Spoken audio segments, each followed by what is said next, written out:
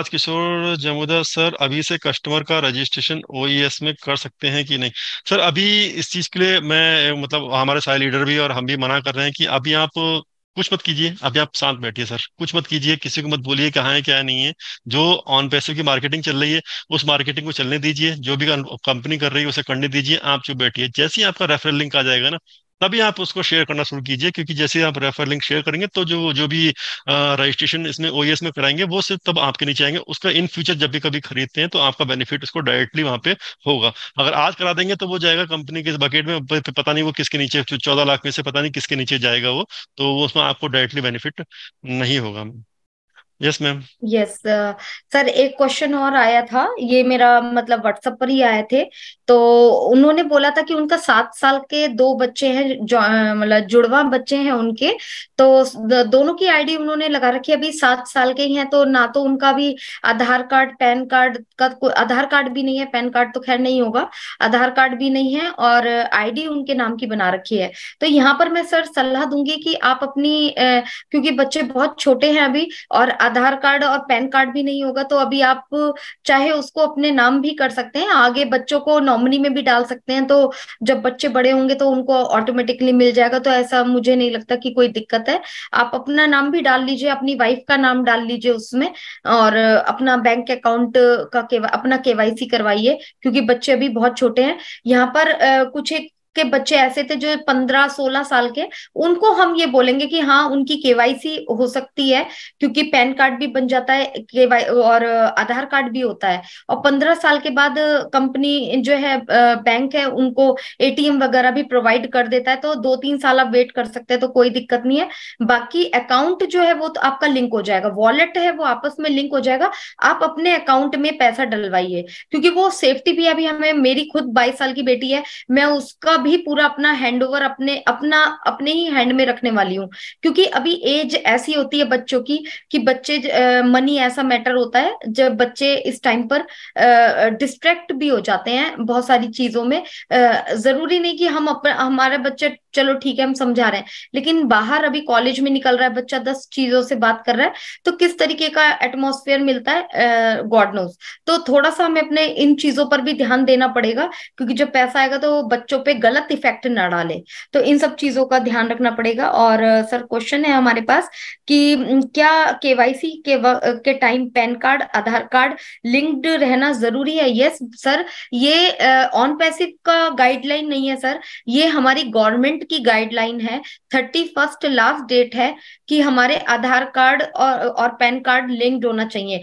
Last year तक ये free था, लेकिन अभी पैसा लगता है उसमें, और अभी 31 मार्च के बाद और ज्यादा पैसे लगने लगेंगे इसमें। तो आप लोग इसको लिंक्ड करा लीजिए, क्योंकि ये दोनों ही डॉक्यूमेंट आपस में हर जगह चलने वाले हैं। तो जब ऑन पैसिव में आप केवाईसी कराएंगे तो डेफिनेटली आपको लिंक्ड तो कराना ही पड़ेगा, तो जरूरी है सर ये, क्योंकि गवर्नमेंट की गाइडलाइन है। तो यहाँ तो आपको लिंक कराना ही पड़ेगा सभी को। और हार्डली मेरे ख्याल से सर 500 या कितना लग रहा है, या 1000 लग रहा है, मुझे ध्यान नहीं। आई थिंक वन नहीं, थाउजेंड मुझे लग रहा है। मुझे नहीं पता एक्चुअली क्या है कि जिनका ऑलरेडी बैंक से है या कहीं जॉब कर रहे हैं या कहीं कुछ ना कुछ चीज ऐसे कुछ कर रहे हैं, उनका ऑलरेडी लिंक्ड होगा वहां पे। जो जो ऑलरेडी, क्योंकि मैंने भी चेक नहीं किया, मेरा लिंक्ड है नहीं है, लेकिन मैं जॉब कर रहा हूँ तो सैलरी आती है तो उसमें ऑलरेडी वो लिंक्ड है कहीं ना कहीं। लेकिन हाँ, जो जैसे काफी सारी हाउस वाइफ हैं या फिर जो कहीं से कहीं इनकम नहीं है, कोई सोर्स नहीं है, वो एक बार जरूर चेक कर लें। इसके नीचे एक क्वेश्चन भी आया था मेरे पास, ये है जैका जैकहरिया विलियम्स करके हैं। ये पूछ रहे हैं कि लिंक कैसे होगा, मतलब आधार कार्ड से उसमें लिंक कैसे होगा। तो अब जो एक पहले नॉर्मल, अगर आप मतलब आपको की समझ रखते हैं तो आप नॉर्मल गूगल पर सर्च सर्च कीजिए, नॉर्मल हाउ टू ये link in Aadhaar card and pan card. तो आई थिंक जो गवर्नमेंट की आधार की साइट है शायद, यूएआईडीआई करके समथिंग, कुछ गवर्नमेंट जॉब जी वो है, वहां पे जाएंगे तो आप पूरा आपको इंस्ट्रक्शन लिख जाएगा वहां पे कैसे कैसे क्या करना है। क्योंकि मैंने ये किया नहीं, मुझे करने की जरूरत नहीं पड़ी इसकी।